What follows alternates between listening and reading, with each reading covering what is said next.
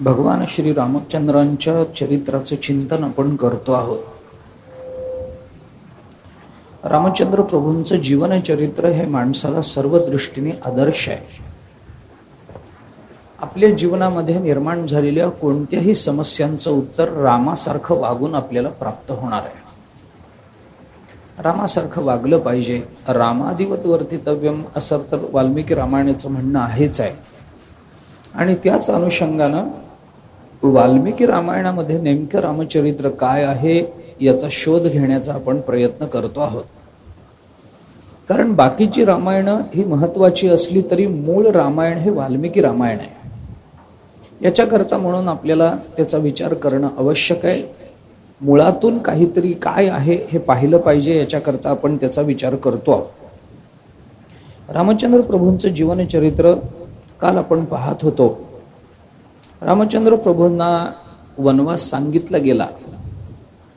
मंथरेने कैकईचे कान भरले आणि त्याच्यातून रामचंद्र प्रभूंच्या संबंधानं जो राज्याभिषेक होणार होता त्या अभिषेकामध्ये कैकईनं विघ्न आणलं आणि कैकईने दशरथाकडे 2 वर मागितले. त्या 2 एका वरामध्ये भरताला राज्य मागितलं आणि दुसऱ्या वरामध्ये तिने रामचंद्रांना 14 वर्षाचा वनवास मागितला. 14 वर्ष रामचंद्र प्रभूंनी तपस्व्याच्या वेशामध्ये मुनी वेशामध्ये दंडकारण्यामध्ये वास्तव्य करावं असं सांगितलं. असं सांगितल्यानंतर भगवंताने ते सहजतेनं स्वीकारलं. वास्तविक दशरथ राजाने हे लवकरात लवकर व्हावं याच्याकरता काही धडपड केली होती, परंतु कैकईने ते ऐकलं नाही. मंथरेने कैकईचे जे कान भरले त्याच्यामध्ये मंथरेचे जे 2 महत्वाचे मुद्दे होते. तिने कैकईचा बुद्धिभेद करताना असं सांगितलं की कैकई एक लक्षात घे, तुझा नवरा तुझ्या तोंडावर तुला गोड बोलतो पण माघारी मात्र तुझ्या हिताचा विचार करत नाही. रामाला अभिषेक करायचं म्हणतायत पण रामाला अभिषेक होणं महत्वाचं नाही, भरताला अभिषेक होणं महत्वाचं आहे. मंथर कैकईने काही त्याच्यामध्ये खरं म्हटलं तर तिला वाईट वाटलं नव्हतं. तिला वाईट वाटायचं काही कारण नव्हतं. पण मंथरेने जे सांगितलं होतं त्याच्यामध्ये 2 महत्वाचे मुद्दे मानसशास्त्राच्या दृष्टीने आपण विचारात घेतले पाहिजेत की ज्याच्याने बुद्धिभेद होण्याची शक्यता असते. कैकई काय मंथरा काय बोलली कैकईला? मंथरा म्हणाली एक लक्षात घे की रामाला अभिषेक करायचं यांचं म्हणणं आहे, तुझ्या नवऱ्याचं म्हणणं आहे. तू म्हणतेस काही हरकत नाही, राम काय आणि भरत काय एकच आहे. मग या दोघांमध्ये जर दशरथ राजे मुळातच भेद मानत नसतील तर भरत राज्यामध्ये नसतानाच राज्याभिषेकाची गडबड कशा करता? भरत आपल्या आजोळी गेलेला आहे, अश्वपती राजांकडे आजोबांकडे गेलेला आहे, कैकईच्या वडिलांकडे, कैकईच्या वडिलांचं नाव अश्वपती आहे, त्या अश्वपतींकडे भरत गेलेला आहे.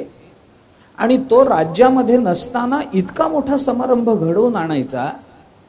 आपल्याकडे साधा प्रसंग काही असेल, साखरपुडा असेल, एखाद्याचा वाढदिवस असेल तर घरातल्या सगळ्यांना आपण बोलवून घेतो आणि सगळ्या परिवाराबरोबर आपण तो प्रसंग साजरा करतो. इथं राज्याभिषेकासारखा इतका मोठा प्रसंग आणि भरताला बोलवावंही वाटत नाही या लोकांना. ज्या अर्थी भरताच्या अनुपस्थितीमध्ये हे सगळं घडतं आहे त्या अर्थी कैकई लक्षात घे, हे भरताला बाजूला ठेवण्याचे डावपेच चालू आहे. कुणाला पटणार नाही हे सांगा ना, कुणाला पटणार नाही. मंथरा जरी वाईट असली तरी तिचं बोलणं शिकण्यासारखं आहे. म्हणजे बाकीच्यांनी नाहीतरी नाही, निदान राजकारण्यांनी तरी शिकण्यासारखं आहे.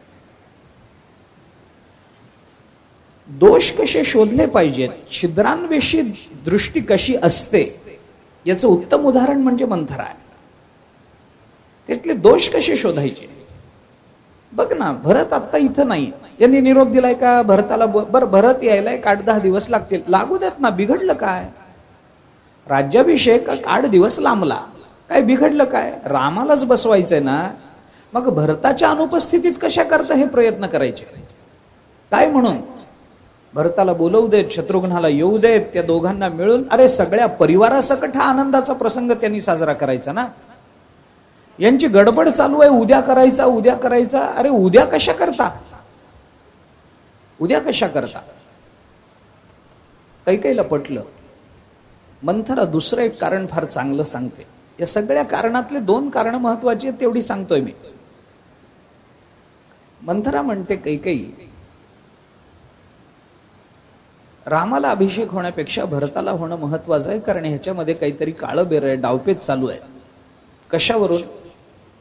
मंथरा म्हणते कैकेयी मला एक सांग, मी गच्चीवर जाऊन जेव्हा सगळी नगरी सजलेली बघून आले आणि त्याच्यानंतर मला जेव्हा कळालं की रामाला अभिषेक होणार आहे, तेव्हा मी खाली येऊन तुला सांगितलं. तोपर्यंत तुला माहिती होतं का ग की रामाला अभिषेक होणार आहे म्हणून? कैकेयी म्हणाली नाही ग, तूच मला सांगितलंस म्हणून तर मला आनंद झाला ना. मग मंथरा म्हणते कैकेयी साधा विचार कर, जी बातमी सगळ्या नगराला कळालेली आहे आणि तू पट्टराणी म्हणून घेतेस आणि तुला कळत नाही, याचा अर्थ काय? सगळ्या गावाला कळलंय रामाला अभिषेक होणार आहे म्हणून आणि तुला कळत नाही काय? तू घरातली आहेस ना.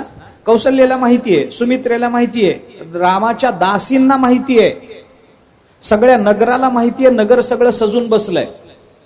आणि तू घरातली स्त्री असून तुझ्या सौंदर्यावर मोहित होऊन तुला ज्यांनी मुद्दाम करून आणलेला आहे तो तुझा नवरा तुला रामाला अभिषेक होतोय हे सांगत नाही. जगाला कळतं आणि घरातल्यांना कळत नाही.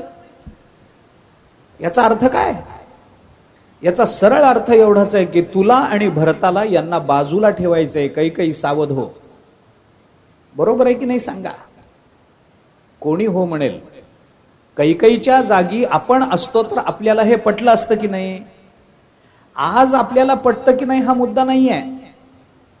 आपण कधीतरी कैकेयीच्या जागेवर उभं राहून बघा ना, आपल्याला हे पटलं असतं की नाही? मंथरेने सांगितलेलं, भरत नसताना राज्याभिषेक का? आणि राज्याभिषेकात सगळं कळतो नगराला आणि तुला कळत नाही, याचा अर्थ काय? एखादी आपल्या घरातली बातमी घरातल्या सगळ्यांना, बाकीच्या गावातल्या सगळ्यांना कळालेली असते, घरातच जर कुणाला माहिती नसेल तर ते पटतं काय? अगं तू तर राणी आहेस ना, रामाला पुत्र मानतेस ना, रामाबद्दल तुझ्या अंतःकरणामध्ये इतका हा विचार आहे ना, मग कशा करता हा हे सगळं चाललंय?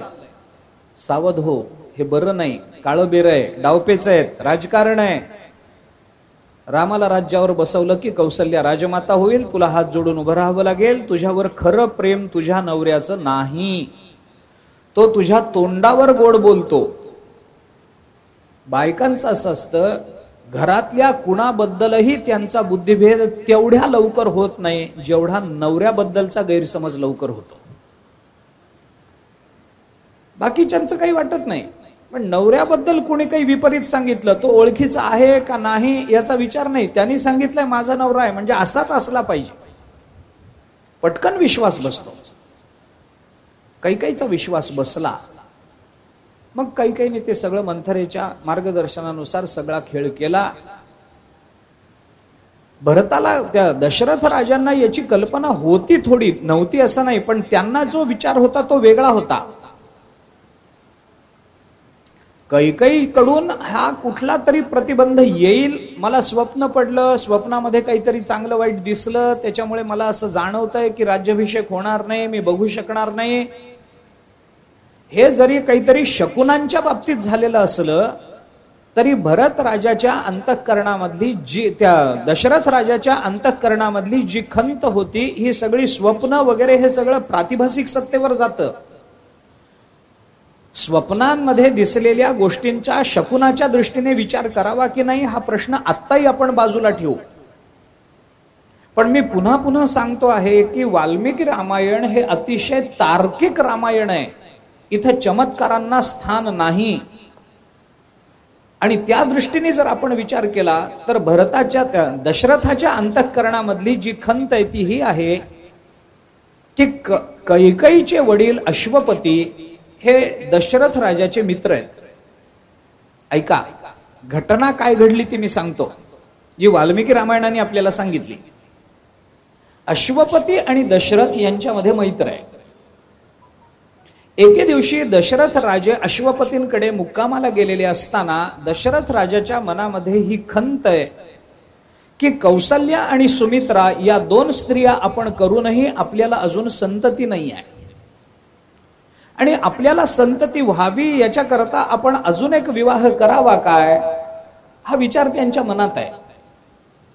आणि अश्वपतींकडे ज्या वेळेला दशरथांचा मुक्काम होता त्यावेळेला ही अश्वपतींची कन्या कैकेयी ही दशरथाच्या सेवेमध्ये होती.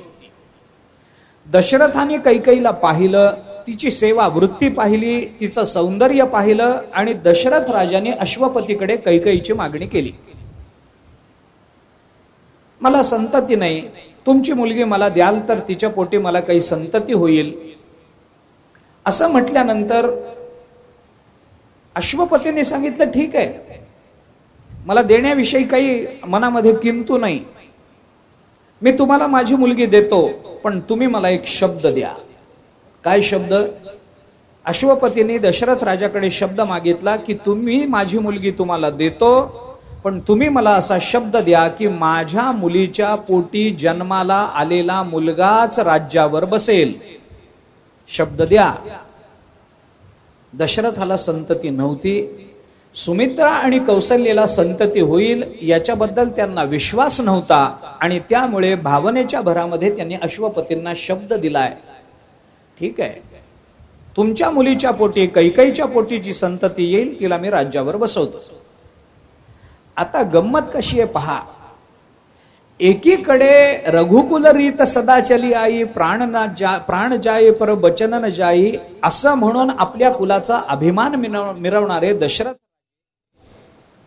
दुसऱ्या बाजूने कुठेतरी अश्वपतीला शब्द देत आहेत, पण आत्ता ते शब्द पाळत नाहीयेत. बरं, अश्वपतींना दिलेला शब्द हा काही जाहीर दिलेला नव्हता. अश्वपती आणि दशरथ राजे या दोघांमध्ये कुणाला राज्यावर बसवायचं या संबंधातला जो संवाद झाला तो फक्त या दोघांनाच माहिती आहे, तिसऱ्या कुणाला माहिती नाहीये. ना अश्वपतीने कैकेयीला हे सांगितलंय, ना लग्नानंतर दशरथाने कैकेयीला हे सांगितलंय की मी असा शब्द दिलाय, ना अश्वपतीने कैकेयीला पाठवताना, सासरी पाठवताना तिला सांगितलंय की तुझ्या नवऱ्याकडून मी असा शब्द घेतलाय. कुणालाच हे माहिती नाही. आणि रामाचा राज्याभिषेक करायचा म्हटलं की दशरथाच्या मनामध्ये पहिली शंका ही निर्माण झाली की अश्वपती जर आडवा आला तर, कारण त्यालाच माहिती आहे मी दिलेला शब्द, आणि ही शक्यता होती. म्हणून लग्न झाल्याबरोबर जेव्हा अश्वपतीकडून भरताला आणि शत्रुघ्नाला आजोळी पाठवा असा निरोप आला, त्याबरोबर सगळ्यात आग्रह केला तो दशरथाने केला, जा जा घेऊन जा, या दोघांना ताबडतोब घेऊन जा. रामायणात एवढाच विचार आहे, पण थोडा आपण बारकाईनं विचार केला, टीकांचा विचार केला, तर एक महत्वाची गोष्ट आपल्याला दिसते, ती मी सांगून जातो. भरताच्या अनुपस्थितीमध्ये रामाला अभिषेक व्हावा इतक्या कुटील मनाचे दशरथ राजे आहेत काय? दशरथाचं एकूण चरित्र बघितलं तर रामाला बसवण्याकरता, अभिषेक राज्यावर बसवण्याकरता, युवराज पदावर बसवण्याकरता दशरथाला आपल्याच घरामध्ये डावपेच खेळावे लागतील असे रघुकुल आहे काय?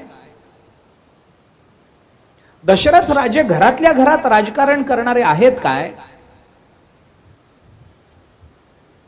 त्यांना भरत, रामचंद्र प्रभू, भरत, लक्ष्मण, शत्रुघ्न सारखे सगळेच सारखे आहेत. अरे त्यांचीच संतती आहे. अपपर भाव दशरथाच्या अंतःकरणामध्ये नाहीये. पण कुठेतरी मनुष्य भावनेच्या भरामध्ये शब्द देऊन जातो, आणि शब्द पालन करणाऱ्यांना त्या शब्दाचं बंधन आयुष्यभराकरता पडून जात असतं. कालही आपण बोललो, परवाही आपण बोललो, शब्द आणि भावना यांच्यामध्ये विचार आला पाहिजे तर माणसाचं जीवन सुखावह होत असतं. दिलेला शब्द आणि अंतःकरणातली भावना या दोन्हींची संधी आपल्याला विचारानं साधता आली पाहिजे ना. आम्ही काय बोलतो आहोत आणि आमच्या अंतःकरणातली भावना काय आहे, या दोन्हीमध्ये कुठेतरी विचार असला पाहिजे. भावनेचाही विचार असला पाहिजे आणि अभिव्यक्त होणाऱ्या शब्दांचाही विचार असला पाहिजे. मनुष्य भावनेच्या अधीन होतो, काहीतरी शब्द देऊन बसतो आणि अंततोगत्वा तो शब्द त्याला मरेपर्यंत छळत राहतो. दशरथ राजाने शब्द दिला होता अश्वपतीला. अश्वपतीने भरत आणि शत्रुघ्नाला माझ्याकडे पाठवा, आजोळी पाठवा म्हटल्याबरोबर दशरथाने सांगितलं ठीक आहे ना, चांगलं आहे ना, पाठवून द्या. दशरथाची भावना ही नव्हती की हे तिकडे गेले की आपल्याला अभिषेक उरकून घेता येईल. बर, मग तशी भरताचीच अडचण आली असती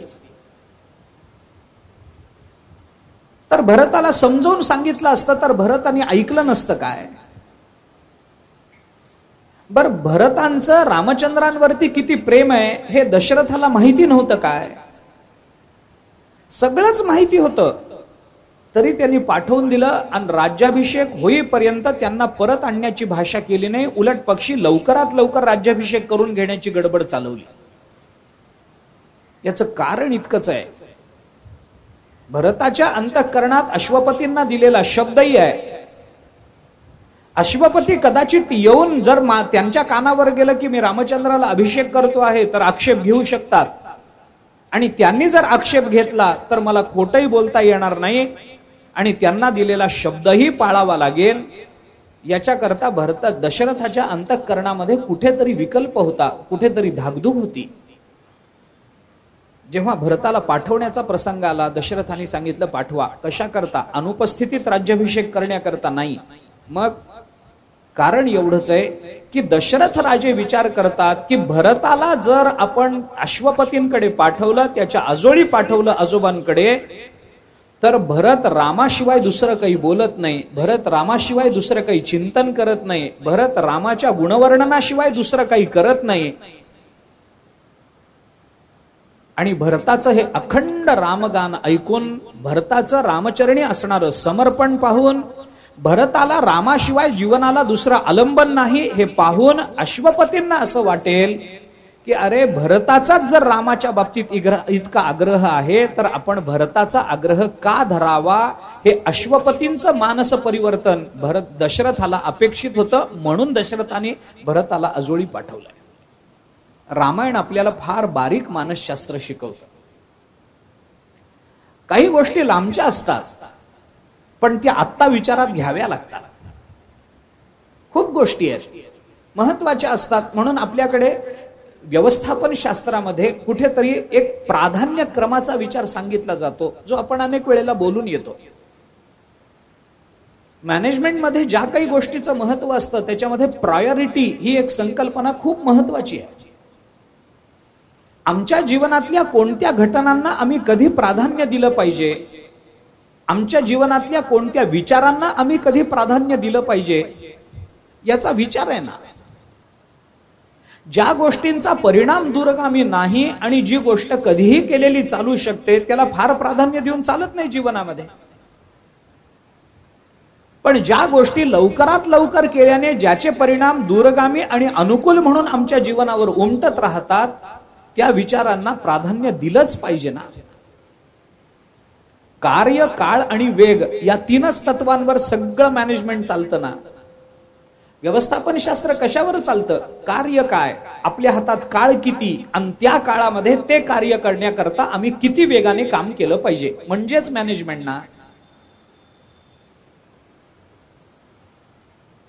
धर्मशास्त्राने एके ठिकाणी असा उल्लेख आहे, एक विचार आहे, शतम विहाय भोक्तव्यम सहस्त्रम स्नानमाचरेत लक्षम विहाय दातव्यम कोटिम त्यक्त्वा हरिम स्मरेत. मॅनेजमेंटचा उत्तम श्लोक आहे माझ्या दृष्टीने. कधी काय केलं पाहिजे याचा विचार आपल्याला शास्त्र सांगतं. 100 गोष्टी बाजूला करा, आधी जेवण करा. अर्थात हे सांगावं लागतच नाही. कथा बाजूला ठेवा, आधी जेवण करा, सांगावं लागत नाही. बाकीच्या गोष्टी बाजूला, आणि हे खरंच आहे. 100 गोष्टी बाजूला ठेवा. मी एवढा फोन करून येतो, एवढं पत्र लिहून येतो, एवढा मेसेज करून येतो, एवढा फोटो काढून येतो, एवढं बोलून येतो. नाही, पान मांडलेलं आहे ना, मग बाकी सगळं नंतर, आधी पानावर येऊन बसा. अन्नाने आपली वाट बघू नये, आपण अन्नाची वाट बघावी, कारण अन्न हे ब्रह्म आहे, हे लक्षात ठेवा. पान वाढून तयार आहे आणि आपण टंगळ मंगळ करतो, पानावरच येत नाही. अन्नाचा अपमान आहे, तो देवाचा अपमान आहे. उपासकांनी आधी येऊन बसायचं असतं आणि मग उपास्यांनी पुढे यायचं असतं. आपण जेवण करतो म्हणजे अन्नाची उपासना करतो.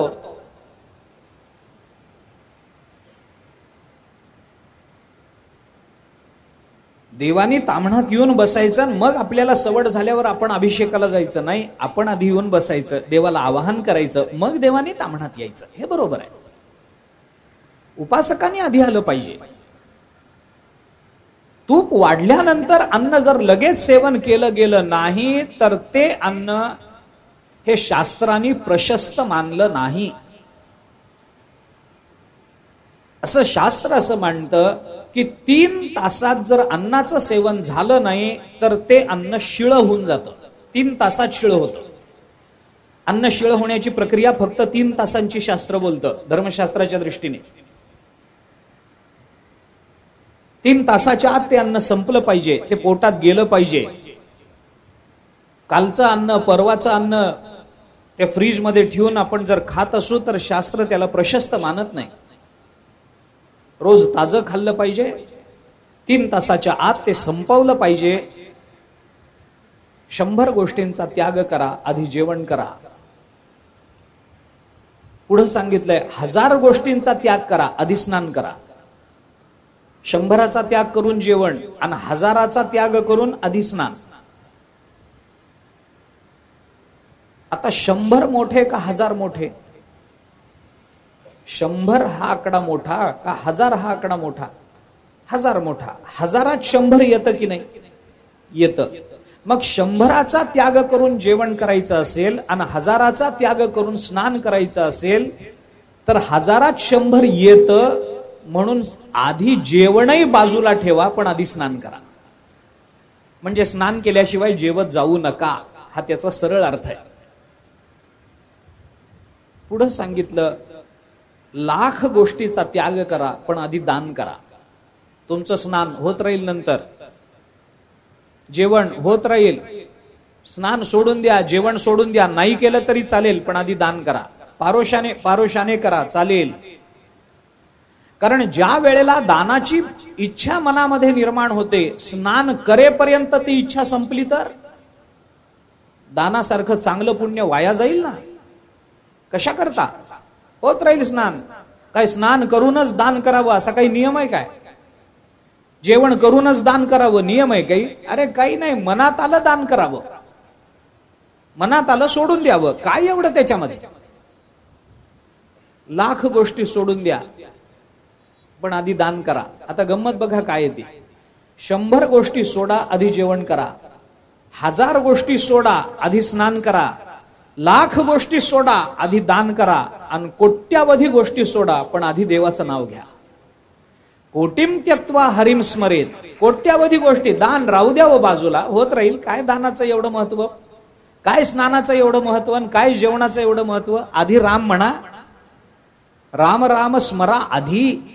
लाहो करा गाठ घाला मूळबंदी. सांडा वाहू घ्या उपाधी. लक्ष लावून रहा गोविंदिगा. आधी रामचिंतन करा, नामस्मरण आधी करा. राम राम स्मरा आधी.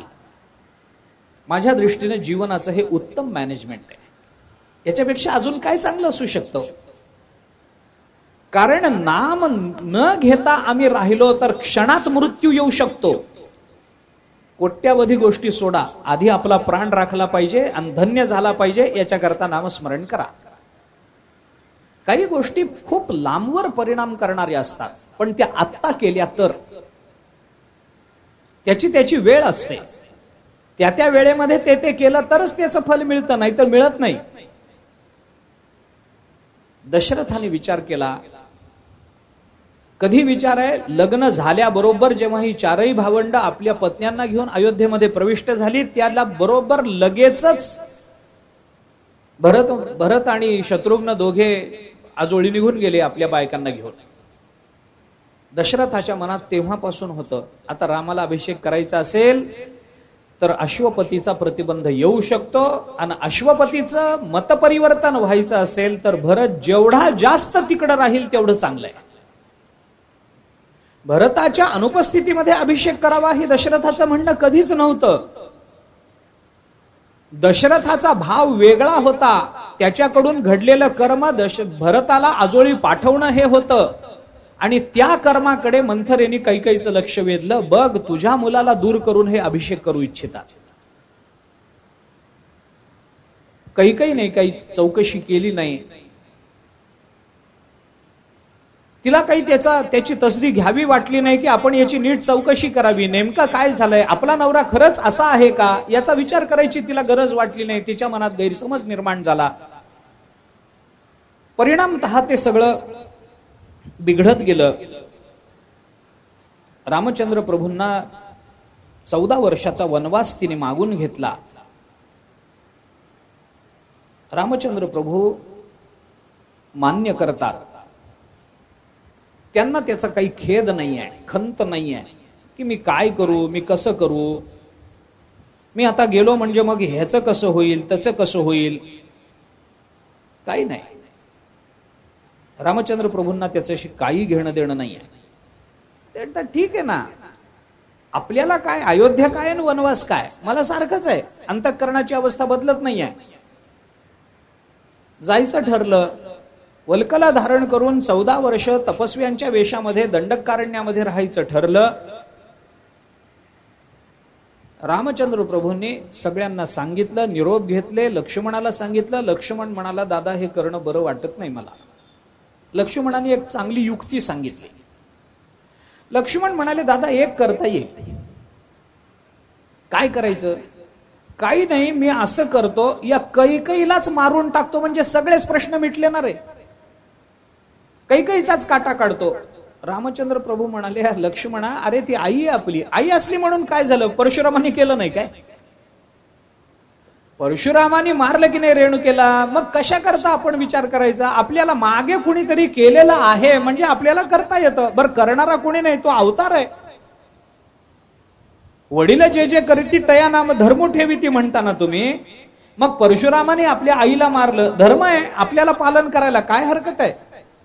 रामचंद्र प्रभू म्हणाले, अरे वेडे असं करायचं नसतं. त्यावेळेला रामचंद्र प्रभूंनी वाल्मिकी रामायणात लक्ष्मणाला केलेला उपदेश फार चांगला आहे. रामचंद्र प्रभू थोडक्या शब्दामध्ये लक्ष्मणाला असं सांगतात की लक्ष्मणा, कैकेयीला मारून काय होणार आहे रे? शब्द तर गेलाय ना, शब्द तर मी स्वीकारलाय ना. तुला असं वाटतं का की ती मेली म्हणजे मी तिचा शब्द पाळणार नाही? मी शब्द पाळायचं अभिवचन दिलंय. ती राहिली काय आणि गेली काय, मला अरण्यात जाणंच आहे. आणि त्यावेळेला बोलताना रामचंद्र प्रभू म्हणाले, लक्ष्मणा आपल्या अंगामध्ये असणारं बळ व्यर्थ कारणाकरता कधी वाया घालवायचं नसतं. तुला जर तुझं बळ खर्च करायचंय, कारण लक्ष्मणाने सांगितलं मी तिला बलानं मारून टाकेल. रामचंद्र प्रभू म्हणाले, अरे बलच जर खर्च करायचंय तर आपल्या राज्यातल्या दुःखी जीवांचं दुःख दूर करणं करता ते खर्च कर ना बल तुझं. तुझी बुद्धी त्याच्याकरता वापर ना. कुणाला तरी जीवे मारण्याकरता आपली बुद्धी आणि आपलं शारीरिक बळ खर्च करण्यापेक्षा कुणाला तरी दुःखातून बाहेर काढण्याकरता आपली बुद्धी आणि आपलं बळ खर्च करणं हा पुरुषार्थ नाही का? किती सुंदर उपदेश आहे. आणि म्हणून हे नेहमी आपल्याला जाणवत असेल की बऱ्याच वेळेला आपण आपलं बल विनाकारण वाया घालवत असतो. विनाकारण आपलं बल आपण वाया घालवतो. शारीरिक बल असेल, बौद्धिक बल असेल. कुणाच्या तरी संबंधानं बोलत बसतो, तोंडाचं बळ विनाकारण वाया घालवतोच की नाही आपण? कुणाबद्दल तरी, चांगलं वाईट याचा विचार मी करत नाहीये, पण ज्यांच्याबद्दल बोलल्याने आपल्या प्रपंचावर अथवा ज्याच्या संबंधाने आपण बोलतो आहोत त्याच्या प्रपंचावर जर परिणामच होणार नसेल तर का आमच्या तोंडाची वाफ आम्ही दवडायची? अमक्याच्या घरी चोरी झाली, किती गेलं? अहो इतकं गेलं म्हणे, नाही इतकं गेलं म्हणे, तितकं गेलं म्हणे, एवढं घरात ठेवावंच कशाला? तुला काय करायचंय? कशा करता? का आपली शक्ती आपण वाया घालवतो? तोंडाची शक्ती तशीच वाया घालवतो, कानाची शक्ती तशीच वाया घालवतो, डोळ्याची शक्ती तशीच वाया घालवतो. कुणाच्या तरी संबंधानं काहीतरी ऐकत बसतो, असं झालं का, बर तसं झालं का, बर तुम्हाला काय फरक पडला, तुम्हाला मला काय फरक पडला याचा? त्यांच्या घरामध्ये नवरा बायकोचं भांडण झालं म्हणे, ठीक आहे, तुला काय वाटलं, काय फरक काय पडला? झाला असेल, प्रपंच आहे ते, त्यांचं ते पाहून घेतील. काय काय झालं मला जरा सांगा बरं इत्यंभूत. अरे तुला काय करायचंय? कुणी सुरू केलं? नवऱ्याने सुरू केलं का बायकोने? बायकोने केलं. काय म्हणाली? मग नवरा काय म्हणाला तिच्यावर? मग त्याच्यावर बायको पुन्हा काय म्हणाली? मग नवऱ्याने काय उत्तर दिलं? मग बायकोने काय उत्तर दिलं? अरे किती वेळ, किती कान आमचे वाया घालवायचे आम्ही? किती वेळ? आमच्या इंद्रियांना प्रापंचिक विषयाचा आस्वाद देण्या घेण्याची आम्ही इतकी सवय लावली की त्या इंद्रियांचं बळ त्या विषयांच्या भोगामध्ये आम्ही खर्च करतो आहोत, याचं बऱ्याच वेळेला आपल्याला भान राहत नाही. मी असं म्हणत नाही की हे या क्षणी बंद करा, हे होत नाही. पण या गोष्टींचा विचार अंतःकरणामध्ये रुजला तरच कदाचित त्याचे प्रयत्न सुरू होतील म्हणून बोलतो. एका क्षणामध्ये या गोष्टी व्हायच्या नाहीत.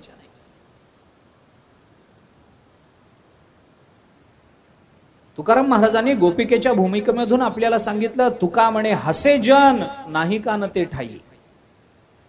अरे मी देवाच्या नादाला लागली, हे लोक माझी चर्चा करतील, मला हसतील, हसू दे. साधवो यदि हसंती हस्यताम, अरे ते बांधवो यदि त्यजंती त्यज, अरे बांधव मला टाकून देतील, मला लोक वेड म्हणून हसतील, हसू देत. नाही कान ते ठाई, माझा कान त्यांच्याकडे जाणार नाही. लोक माझ्याबद्दल काय बोलतात याच्याकडे माझे कान कधी गेलेच नाहीत, कारण भगवंताचं नाम ऐकण्याशिवाय माझ्या कानाला दुसरं काही माहिती नाही. कशाला आपल्याला देवानी इंद्रिय दिली? घेई घेई माझे वाचे, कशा करता? गोड नाम विठोबाचे. डोळे तुम्ही घ्या रे सुख, कशा करता? पहा विठोबाचे मुख. तुम्ही ऐका रे कान, माझ्या विठोबाचे गुण. मना तेथे धाव घेई, राहे विठोबाचे पायी. तुका म्हणे जीवा नको सोडू या केशवा. किती तळमळीनं तुकोबाराय बोलता. नको बाबा, देवाला सोडून राहू नको. दिली इंद्रिये हात पाय कान, डोळे मुख बोला या वचन. जेणे तू जोडसी नारायण, नासे जीवपण भवरो. देवाने आम्हाला इंद्रिय कशा करता दिली? जेणे तू जोडसी नारायण.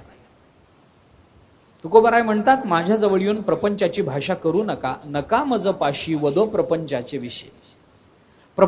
प्रापंचिक बोलायचं असेल तर तुम्ही माझ्याजवळ येऊच नका ना. हा, पारमार्थिक बोलायचं असेल, तुम्हाला शंका असतील, देवाचं गुणगान करायचं असेल, माझ्या जवळ येऊन बसा, आपण मिळून भजन करू. बऱ्याच वेळेला आमची ताकद, आमचं बल आम्ही विनाकारण वाया घालवत असतो.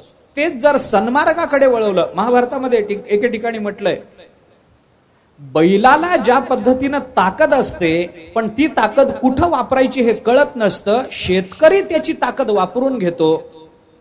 त्या पद्धतीनं आपलं बळ सुद्धा असंच असतं. आपल्याला बऱ्याच वेळेला कळत नाही की आपल्या ठिकाणी काय सामर्थ्य आहे, ते कुठं वापरायला पाहिजे, कळत नाही. योग्य ठिकाणी आपलं बल वापरावं, योग्य ठिकाणी आपली बुद्धी वापरावी. त्या बलाच्या वापरातून, त्या बुद्धीच्या वापरातून कमीत कमी अन्यांचं दुःख दूर करण्याचा तरी आम्ही प्रयत्न केला पाहिजे. रामचंद्र प्रभू लक्ष्मणाला सांगतात, लक्ष्मणा असं वेड्यासारखं वागू नकोस, तिला मारल्याने काही होणार नाही. हे असं करून तुला काय मिळणार आणि मला काय मिळणार? योग्य ठिकाणी दे.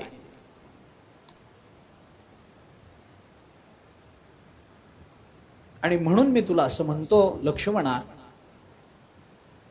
की हे बळ तुझ्या जवळ आहे, ही बुद्धी तुझ्या जवळ आहे, म्हणून आता जर मला वनवासात जायचं असेल तर या बळाचा, या बुद्धीचा वापर करून तू अयोध्येकडे लक्ष दे. तू आपल्या वडिलांकडे लक्ष दे. तू बघतोयस ना त्यांची अवस्था काय होते, तुला कळतंय ना कौसल्या सौमित्रा यांची अवस्था काय होते. मी गेल्यानंतर ते अजून जास्त विषाद पावतील, त्यांना अजून जास्त त्रास होईल, याच्याकरता तू इथं राहा, त्यांच्या प्रकृतीकडे लक्ष दे. तू डोळ्यासमोर असलास म्हणजे त्यांच्या अंतःकरणाला थोडा दिलासा मिळेल, त्यांना बरं वाटेल. अयोध्येकडे कुणीतरी लक्ष दिलं पाहिजे, कारण आपल्या वडिलांनी अयोध्येची जबाबदारी सोडून दिली आहे. आणि त्याच्यातही मी जाणार म्हणल्यानंतर त्यांच्या मनाला इतकं नैराश्य आलंय की याच्या पुढे ते राजधर्म पाळू शकतील असं मला वाटत नाहीये. तेव्हा तू इथं राहा, आपल्या आई वडिलांची काळजी घे. हे ऐकल्यानंतर लक्ष्मणाने सांगितलं, दादा तुम्ही मला आतापर्यंत उपदेश केला, मी ऐकला, काही तक्रार नाही माझी. कैकेयीला मारू नको, मी म्हटलं ठीक आहे. असं कर तसं कर, मी म्हटलं ठीक आहे. मी आतापर्यंत कधी तुम्हाला विरोध केलाय? कधीच नाही. तुमच्या शब्दाच्या बाहेर वागलोय? कधीच नाही. मी सगळं तुमचं ऐकलंय, पण आता एवढं मात्र मी तुमचं ऐकणार नाही, हे आधीच तुम्हाला सांगून ठेवतो. अरे, आई वडिलांची काळजी घेणं महत्वाचं आहे ना. लक्ष्मणाने सांगितलं, मला आई वडील माहित नाहीत. कोण? काही माहित नाही. गरज नाही मला त्याची, काही गरज नाही. विषय तो त्यांचा झाला नारायण, नावडे जन धन माता पिता. मला काही माहित नाही, कोण आई वडील ओळखत नाही, त्यांच्या सेवेकरता राहण्याचं मला काही कारण नाही. रामचंद्र प्रभू म्हणाले, असं का रे? हे काही बोलणं आहे का? लक्ष्मणाने सांगितलं, देवा दादा, मला बाकीची कोणती नाती मला माहिती नाही आहेत. माझी सगळी नाती मी तुमच्या चरणी समर्पित केली आहेत. त्वमेव माताचे पिता त्वमेव, त्वमेव बंधुश्च सखा त्वमेव. मला बाकीचं काही माहित नाही. माझं सगळं नातं तुमच्या चरणाशी आहे. सकळही गोत माझे पंढरीसी जाण, बाप रखुमा देवीवर विठ्ठलाची आण. ज्ञानोबराय बोलतात, माझं सगळं गोत, मला बाकी काही माहित नाही. विठ्ठल बाप माय चुलता, विठ्ठल भगिनी आणि भ्राता, विठ्ठले विण चाड नाही गोता, तुका म्हणे आता नाही दुसरे. आम्हाला दुसरं काही माहित नाही. मला एवढंच कळतं, तुझी पाठ सोडायची नाही. त्यांनी सांगितलं, अरे आपली नगरी आहे, तिचं रक्षण करणं आपलं कर्तव्य आहे. लक्ष्मणाने सांगितलं, ते सगळं खरं आहे, पण तुझ्यापासून मी लांब राहू शकत नाही. माता पित्यांचा माझा आत्ता काही संबंध नाही. माझी माताई तूच आहेस, माझा पिताई तूच आहेस. माता रामो मत पिता रामचंद्र, स्वामी रामो मत सखा रामचंद्र, सर्वस्व मे रामचंद्रो दयालु, नान्यम जाने नैव जाने न जाने. माता रामो मत पिता रामचंद्र. माझी माता तूच, माझा बाप तूच, माझा सखा तूच, माझा स्वामी तूच. मला बाकी काही घेणं देणं नाही देवा. मी तुमच्या बरोबर आल्याशिवाय राहणार नाही. रामचंद्र प्रभूंच्या लक्षात आलं, हा ऐकण्यातला राहिला नाही आता, हा आपला ऐकणार नाही आता. तरी रामचंद्र प्रभूंना एक प्रयत्न करून बघायचा होता, आणि म्हणून रामचंद्र प्रभूंनी लक्ष्मणाला असं सांगितलं की ठीक आहे, मी आत्ता तुला काही म्हणत नाही, पण तुला एक सांगतो, तू तुझ्या आईला सुमित्रेला जाऊन विचारून ये. तिने परवानगी दिली तर माझ्या बरोबर यायला माझी काही ना नाही. परावृत्त करण्याचे शेवटपर्यंत प्रयत्न रामचंद्र प्रभू करतायत. लक्ष्मणाला पाठवून दिलं आणि रामचंद्र प्रभू सीतेकडे आले. सीतेच्या महालात आले. तोपर्यंत सीता मातोश्रींना याची काहीही कल्पना नव्हती की काय रामायण आपल्या मागे घडलंय, काही माहित नाही. सीता मातोश्री बसलेली आहे. आता ते येतील, घेऊन जाण्याकरता येतील. आपल्या महालामध्ये त्यांचं औक्षण झालं पाहिजे, याच्याकरता औक्षणाचं ताट सिद्ध करून सगळ्या मान्यवरांबरोबर सीता मातोश्री तिथं सिंहासनावर बसलेली आहे. रामचंद्र प्रभू तिच्या महालात जातात. रामायणाची गंमत आहे, जेव्हापासून तुला वनवासात जायचं आहे हे रामचंद्र प्रभूंनी ऐकलंय, तेव्हापासून रामचंद्र प्रभूंच्या डोळ्यात कधीही पाणी नाही. जायचंय, जातो ना, आनंदानं जातो. कैकेयीला समजावलं, दशरथाला समजावलं, कौसल्येला समजावलं, सुमित्रेला समजावलं, लक्ष्मणाला समजावलं. रामचंद्र प्रभू कधी रडले नाहीत मला वनवासात जायचंय म्हणून, कधी रडले नाहीत. सीतेच्या महालात आले आणि त्यांचा बांध फुटला. वाईट वाटलं. खूप खिन्न चेहरा आहे, प्रसन्नता चेहऱ्यावरची निघून गेलेली आहे. चेहरा पडलेला. महालामध्ये आले. सीतेला वाटलं आता औक्षण करावं, आता यांना काही ओवाळावं, काही बोलावं. रामचंद्र प्रभूंना बघितलं, सीता मातोश्री एकदम तटकन उठून उभे राहिले. रामायणाने तर म्हटलंय, रामचंद्र प्रभू तिच्या महालातही गेले नाहीत, महालाच्या बाहेर असणाऱ्या सोप्यामध्ये एका खांबाला टेकून उभे राहिले, खाली मान घातली आणि डोळ्यातून गळगळ गळगळ अश्रू सुरू झाले. सीतेला कळे ना असं का व्हावं. इतका चांगला मंगल प्रसंग, सगळीकडे प्रसन्न वातावरण आहे, रामचंद्रांना सिंहासनावर बसलेलं बघायची सगळ्यांना उत्सुकता लागलेली आहे, आणि यांच्या डोळ्यात या मंगल प्रसंगात पाणी कशा करता. आनंदाश्रू म्हणावेत तर चेहरा आनंदाश्रू प्रकट करणारा दिसत नाहीये.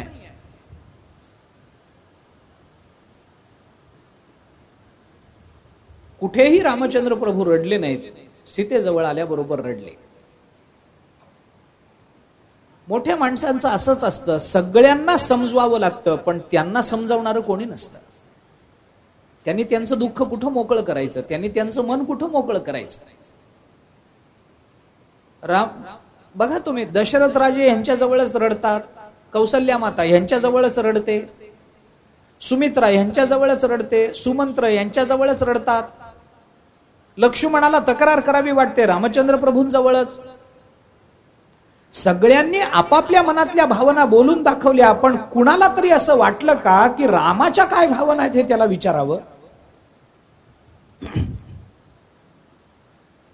त्याच्या मनाला नेमकं काय वाटत असेल.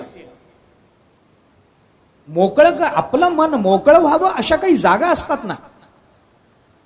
मनुष्य आपल्या भावनांना दाबून ठेवू शकतो एका विशिष्ट काळापर्यंत, पण जेव्हा त्या भावनांचं असं असतं, जेवढं तुम्ही त्यांना दाबण्याचा प्रयत्न करता तेवढ्या त्या उफाळून वर येत असतात. सप्रेशन भावनांना सहन होत नाही, दाबून टाकणं भावनांना सहन होत नाही. जेवढा आपण जोर त्यांना दाबून टाकण्यासाठी लावतो तेवढ्या भावना जास्त तीव्र होऊन वर ढकलत असतात आपल्याला. स्वभाव मूर्ध्नी वर्तते, भावना स्वभाव असं एकदम वर डोकं काढत असतो. कुठं मन मोकळं करावं. ज्ञानेश्वरीमध्ये भगवंतानी अर्जुनाच्या संबंधानं बोलताना हे सांगितलं ना, बाबा माझं मन माझ्या मनातलं तरी मी कुणाला सांगू रे, कुणाला सांगू. जे न सांगे पितया वसुदेवासी, जे न सांगे माता देवकीसी, जे न सांगे बंधू बळीभद्रासी, ते गुह्य अर्जुनेशी बोलत. लक्ष्मी एवढी जवळीक परी तीही न देखे या प्रेमाचे सुख. भगवंताला अर्जुन जवळचा वाटतो. रामचंद्र प्रभूंना सीता मातोश्रींच्या महालात आल्यानंतर आपलं सगळं दुःख प्रकट करावं वाटतं. रामचंद्र प्रभूंच्या डोळ्यात पाणी आहे. सीता माता त्यांना बघते. काय एकदम झालं हे तिलाही कळायला मार्ग नाही. त्यांनी सांगितलं, निघायचं का, निघायचं का. रामचंद्र प्रभूंनी सांगितलं, सीते तुला बरोबर न्यायला आलो नाही, तुझा निरोप घ्यायला आलोय.